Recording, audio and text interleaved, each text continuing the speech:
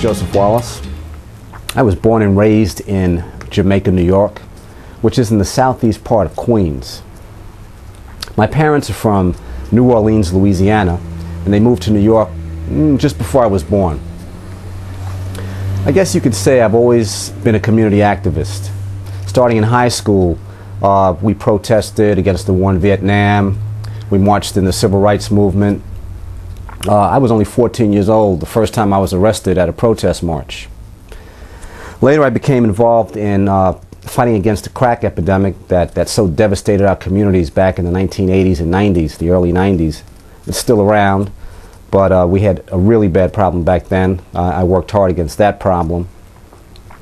I've been involved in politics, more behind the scenes. I've worked in managing campaigns and logistics of those campaigns as opposed to running for public office myself. But I guess the important thing is I've always been concerned about my community.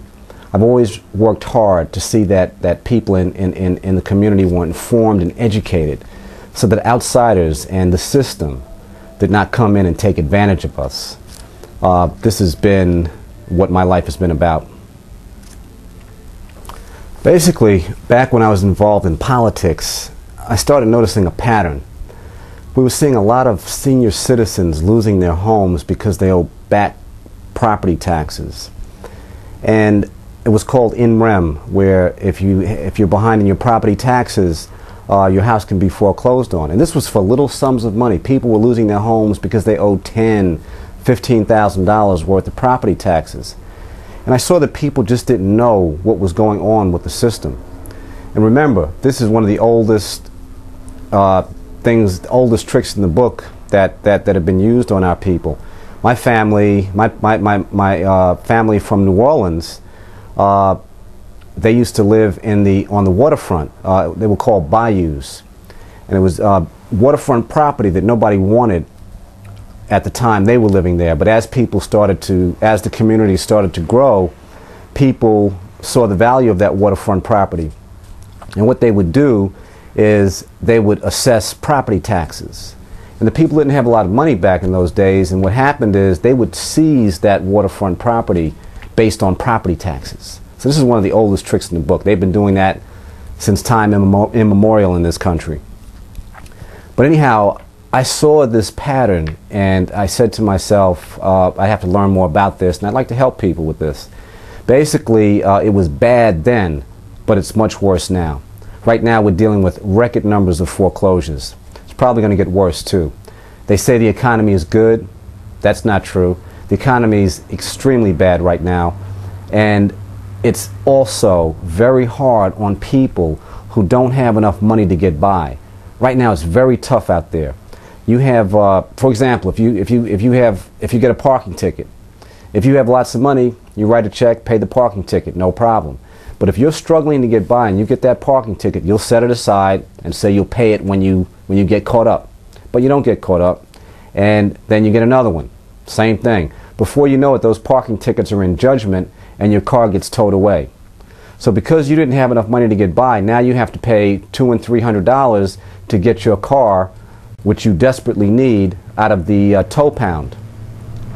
If you have a checking account and you're a little bit behind in your checking business, if your account is overdrawn, you get assessed a fee of $30. So now you owe $30 more than you owed before. If you're late with your credit card payments, fees on top of fees on top of fees.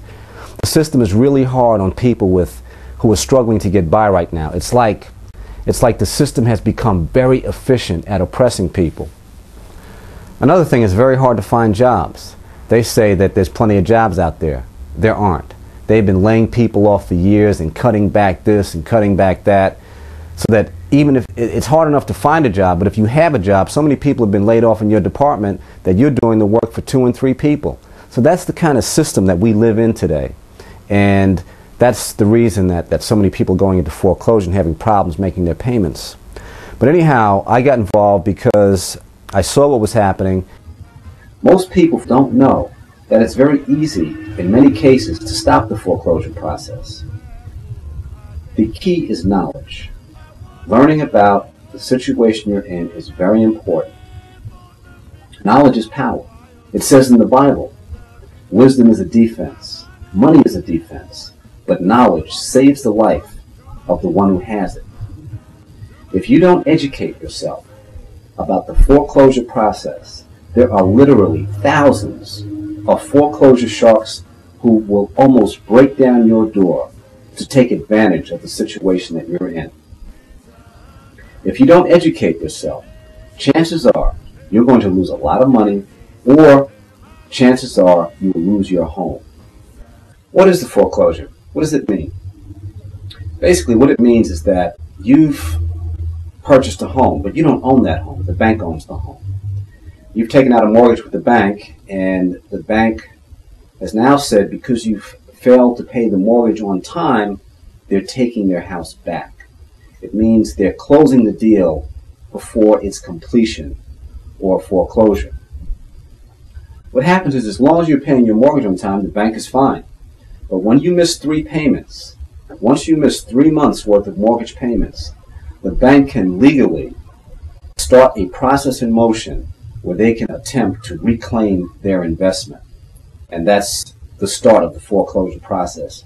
Usually what happens is and every case is different. Each bank is different in how they handle this.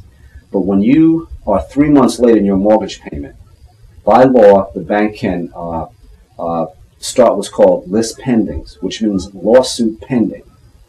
From the day the bank starts that process, lis pending, to the date of foreclosure where your house is actually sold at auction, the time it takes for that to happen can vary. In some cases, it can be as little as 3 months. In other cases, it can take years. But the important thing is, once you miss those 3 payments, you're in a very dangerous position. Now, a lot of things may happen before you actually reach the process of your house being sold on the courthouse steps. You may work out an agreement with the bank called a forbearance agreement, where the bank kind of works out a deal where you pay extra payments or maybe forgives 1 or 2 payments. Again, this varies. But if you keep going on and paying your mortgage behind schedule and getting more deep into arrears, what happens is eventually the bank says enough is enough.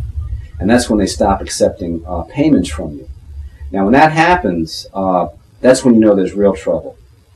The bank will mail back your check. If you send them a check or try to pay your mortgage, they don't want it anymore, because now they've started the process of trying to take your house.